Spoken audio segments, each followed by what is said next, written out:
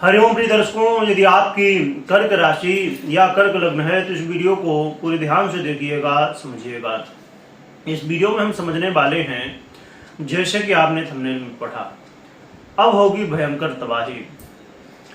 आपने बहुत सारी वीडियो देखी होगी कि 2025 में अब ये अंत होने वाला है। इस दुनिया का अब लास्ट समय 2025 में आ गया है। तो कोई भी जब बड़ी घटना होती है तो उससे पहले कुछ संकेत मिलते हैं। इस वीडियो में हम चर्चा करने वाले हैं मंगल की। 20 अक्टूबर 2024 को मंगल का परिवर्तन होने जा रहा है अपनी नीच की राशि कर्क राशि में। प्रिय दर्शकों, मंगल पहली बार ऐसा नहीं है कि अब गए हैं अपने नीच की राशि में। मंगल हमेशा जाते ही हैं जब उनका समय आता है, परंतु ये जो परिवर्तन है ये कुछ सूचना दे रहा है, उसे हम गहराई से समझते हैं। हम 2025 में जो घटनाएं घटने वाली हैं उसके संकेत को समझते हैं। हम 2025 में जो घटना घटने वाली है उसकी चर्चा नहीं कर रहे हैं, उसके संकेत की चर्चा कर रहे हैं। प्रिय दर्शकों, अभी ग्रहों के राजा सूर्य 17 अक्टूबर को नीच चुके हुए, शुक्र का भी परिवर्तन हुआ तो शुक्र भी मंगल की ही राशि में है और वो भी राहु शनि से दृष्ट होकर पीड़ित है। एक अच्छी बात जरूर है शुक्र के लिए कि देवगुरु बृहस्पति की दृष्टि है। अभी सूर्य का नीचत्व भंग हुआ है तो कुछ लोग नीच भंग राजयोग का लाभ उठाने की बात कर रहे हैं। मैंने भी बनाया और बिल्कुल योग बन रहा है, परंतु वो योग कोई विशेष नहीं है, उसका खाली योग बना। हाँ, ये जरूर है कि जब कोई योग बनता है तो उसका परिणाम मिलता है, कम मिले या ज्यादा मिले पर मिलता जरूर है। अब ये जो मंगल का परिवर्तन, इसके ऊपर थोड़ा सा हम समझते हैं। ये मंगल का परिवर्तन अब लगभग कहना चाहिए कि एक कुछ समय होता है, महीने डेढ़ महीने के लिए, सवा महीना डेढ़ महीने के लिए मंगल परिवर्तित होते हैं। परंतु वर्तमान का ये जो गोचर काल है ये बहुत लंबा है। ये 2025 के जून तक यहाँ पर रहेंगे। जून में परिवर्तन होगा मंगल का। सोचिए, कर्क में गोचर करेंगे लगभग 7 महीने के आसपास। अब इतना लंबा समय, 7 महीने 8 महीने का समय, सोचिए कि मंगल एक ही राशि, वो भी अपनी नीच की राशि में।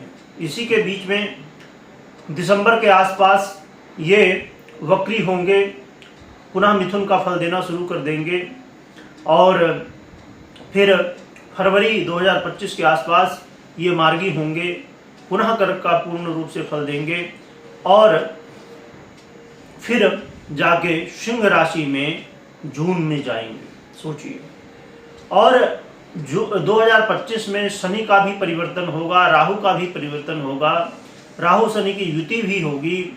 और ये जो आपने सुना है कि 2025 में अंत आ चुका है इस कलयुग का, 2025 में कलयुग का अंत नहीं है। हाँ, ये जरूर है कि बड़ी समस्याएं लोगों के जीवन में आने वाली हैं। अभी हमने 2020 में कोरोना को देखा। 2020-21 में कोरोना काल आया जो कि पूरे विश्व को कई समस्याओं में डाल दिया। एक तो कोरोना था ही, परंतु लोगों के जीवन में कई तरह की समस्या उसकी वजह से बनी और बहुत लोग इस दुनिया को भी छोड़ के गए।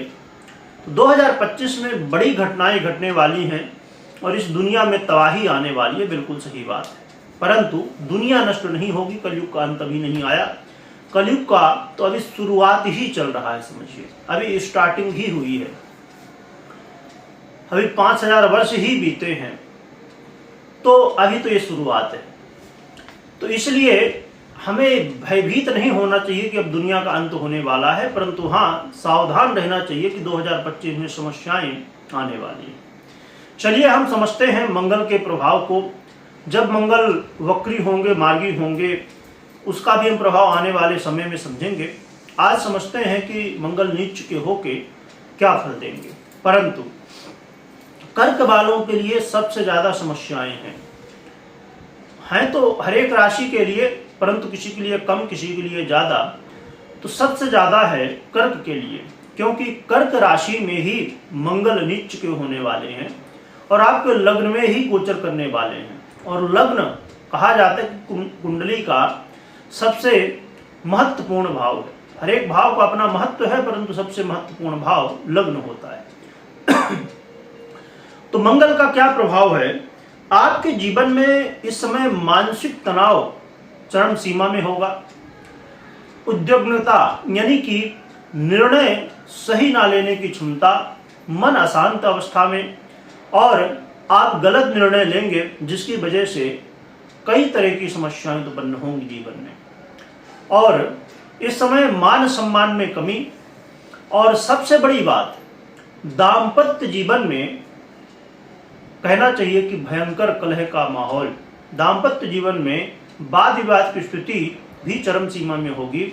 यहां तक कि कहा जा सकता है कि दाम्पत्य जीवन में यदि आपका दाम्पत्य जीवन बहुत कहना चाहिए कि आपके बीच में समझदारी नहीं है या सहने की क्षमता नहीं है आपके अंदर, तो अलगाव की स्थिति भी, डिवोर्स की स्थिति भी बन सकती है।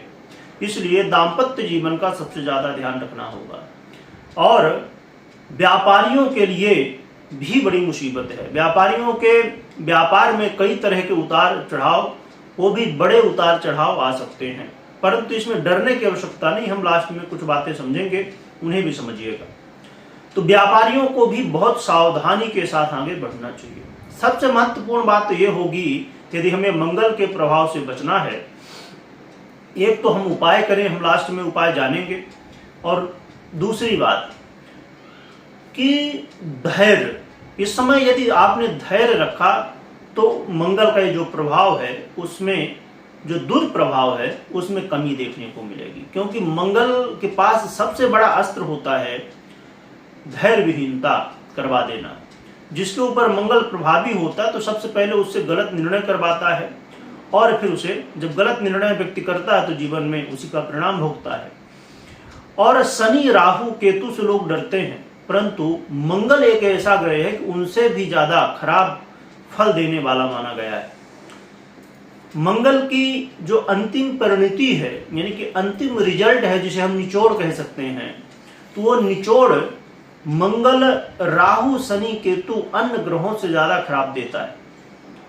यानी कि जिस व्यक्ति को बर्बाद करना शुरू करता है तो उसको बिल्कुल बर्बाद कर देता है मंगल। और शनि जैसे 7.5 ढैया आती है, वो बर्बाद नहीं करती है, व्यक्ति को इस दुनिया को पहचान करने में मदद करती है। यानी कि दुनिया को पहचान करवाती कि दुनिया है क्या वास्तविकता में, और व्यक्ति एक्सपीरियंस लेके, अनुभव अपने उन 7.5 और ढैया के बीच में लेके, और जीवन में आगे फिर बहुत तेजी से बढ़ता है। तो इसलिए 7.5 ढैया ज्यादा ठीक मानी जाती है मंगल की बुरी स्थितियों से। और रही बात कि यहाँ पर आपके सुखों में भी कमी देखने को मिलेगी। आपके मित्र, आपके हितैषी ही आपको धोखा ही समय देंगे। और प्रॉपर्टी से संबंधित काम तो भूल के भी आपको इस समय नहीं करना चाहिए, क्योंकि प्रॉपर्टी से संबंधित काम करने से समय आप फंसेंगे। आज नहीं तो कल उसके बुरे परिणाम आपको देखने को मिलेंगे। कई बार कई जो गृहस्थितियां आज आप सुनते हैं उनके परिणाम आज नहीं दिखते, क्योंकि जब आप बीज बोते हैं उसी समय वृक्ष बड़ा नहीं हो जाता, फल नहीं देता है। इसी तरह जब कई बार गृहस्थितियां बनती हैं तो उस समय ना सही तो आगे कभी ना कभी उसके परिणाम आपको उसको देखने को मिलेंगे। साथ में आपको यात्रा करते समय बहुत सावधान रहना चाहिए। कोई यदि यात्रा बहुत जरूरी ना हो तो बिल्कुल भी यात्रा मत करिए, चाहे आप स्वयं के वाहन से कर रहे हो, पब्लिक ट्रांसपोर्ट से कर रहे हो, जैसे भी, तो यात्रा से बचिए। गुप्त धन, लॉटरी, जुआ, सट्टा, शेयर मार्केट इत्यादि इन चीज़ों से यदि आप धन कमाते हैं थोड़ा सावधानी बरत लीजिए। थोड़ा क्या, बहुत सावधानी बरत लीजिए। इन सब चक्करों में इस समय बहुत ज़्यादा नहीं पड़ना है। और खासकर उन लोगों के लिए जो भूमि से जुड़ा हुआ धन प्राप्त करने की इच्छा रखते हैं, उन्हें तो सावधान हो ही जाना चाहिए, क्योंकि ऐसी स्थिति में एक तो आपको धन प्राप्त, गुप्त धन प्राप्त नहीं होगा, और यदि हुआ भी तो वो आगे चल के बड़ी समस्याओं को क्रिएट करने वाला होगा। इसलिए आपको सावधान हो जाना चाहिए। अब रही बात कि क्या अब जैसे कर्क राशि या कर्क लग्न के लोग, क्या जीवन में हर एक व्यक्ति के साथ ये घटित होगा? नहीं, क्योंकि अब देखिए संभव है कि आपकी जन्म कुंडली में मंगल उच्च अवस्था में हो, और हो सकता है कि उच्च अवस्था में भी हो के आपके दशम भाव में गोचर कर रहे हों, षट बल अंश बल से बहुत मजबूत हों, परम उच्च अवस्था में हों, उच्च अवस्था में भी परम उच्च हों, देवगुरु बृहस्पति जैसे ग्रहों से दृष्ट भी हों, तो कई सारी स्थितियां हो सकती हैं। मंगल आपकी जन्म कुंडली में बहुत अच्छी स्थिति में यदि हैं, या अन्य ग्रह भी हैं, या दशाएं आपको बहुत अच्छी सपोर्ट कर रही हैं इस समय, तो ये समस्याएं नहीं देखने को मिलेंगी। परंतु हाँ, ये गोचर है, इसका प्रभाव जरूर होता है, क्योंकि इस समय आपका सही समय चल रहा तो वो चीज नहीं महसूस होती है। अब समझिए कि आपके पास यदि लाख रुपए आ रहे हों, तो 50 रुपए चलो कभी यहाँ वहाँ हो भी गए तो आपको मालूम नहीं पड़ेगा, 1000 रुपए भी यहाँ वहाँ हो गए तो आपको मालूम नहीं पड़ेगा। पर सोचिए जिसकी 10,000 इनकम हो महीने की, तो उसके लिए तो बहुत बड़ी बात होगी। इसीलिए कई बार जब हमारा अच्छा समय चल रहा होता है तो छोटी छोटी समस्याएं हमको मालूम नहीं पड़ती, पर फ्यूचर में वो एहसास होता है। इसलिए आपको सावधानी अवश्य बरतनी चाहिए। हाँ, डरना नहीं चाहिए, क्योंकि संभवतः अन्य ग्रह आपको सपोर्ट भी कर रहे हो, क्योंकि हम चर्चा मात्र मंगल की कर रहे हैं। तो 8 ग्रह और भी तो हैं, आपको वो भी सपोर्ट कर रहे हो, तो आपको अच्छे परिणाम मिल रहे हो, तो इसमें डरने की आवश्यकता नहीं, सावधान होने की आवश्यकता है। रही बात अब उपाय क्या करना चाहिए, तो उपाय के लिए